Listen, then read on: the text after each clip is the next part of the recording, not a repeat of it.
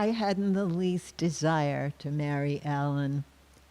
Why would I tie myself to this cranky, self-absorbed painter with a doting Jewish mother? Our casual off and on, jump into the sack relationship suited me just fine. We saw each other just enough to keep it exciting, but not enough for it to become routine or boring. Which was fine until he rolled out of bed one morning, his dark, soulful eyes regarding me mournfully. He said, "You're just not Jewish enough." Enough for what? I demanded, but I didn't have to wait for an answer. His mother's trip to his East Village storefront digs from her home in Brooklyn the week before had not been as casual as I had been led to believe. Clearly, she had come to look me over. Her verdict? I was not Jewish enough to marry. What an outrage! Not Jewish enough? With 16 years of Jewish education plus 5 years studying Hebrew and weekly attendance at both Friday and Saturday Shabbat services throughout my adolescence, I was pretty sure my religious education outranked, or at least was on a par with his. Not Jewish enough? I am a direct descendant of Abraham and Sarah, the father and mother of Judaism.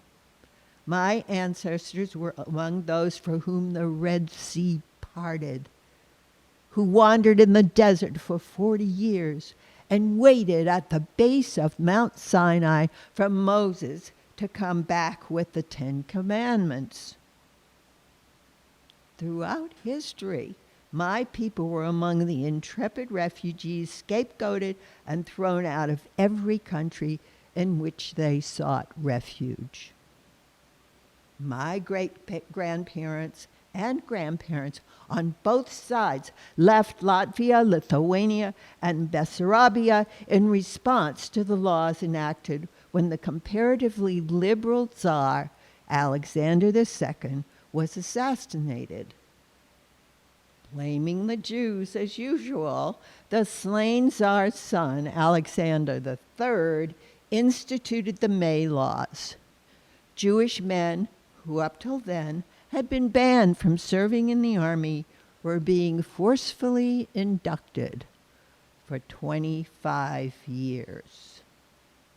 My great-grandfather, Yitzhak Burrell, was no longer allowed to work outside the Pale, tending the orchard he loved.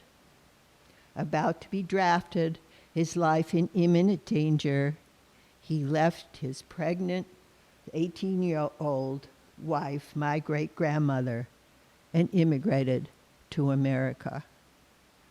My grandparents, my parents, and I, in turn, grew to adulthood in Virginia, combining the customs and cuisine of our Eastern European Jewish heritage with those of the Deep South.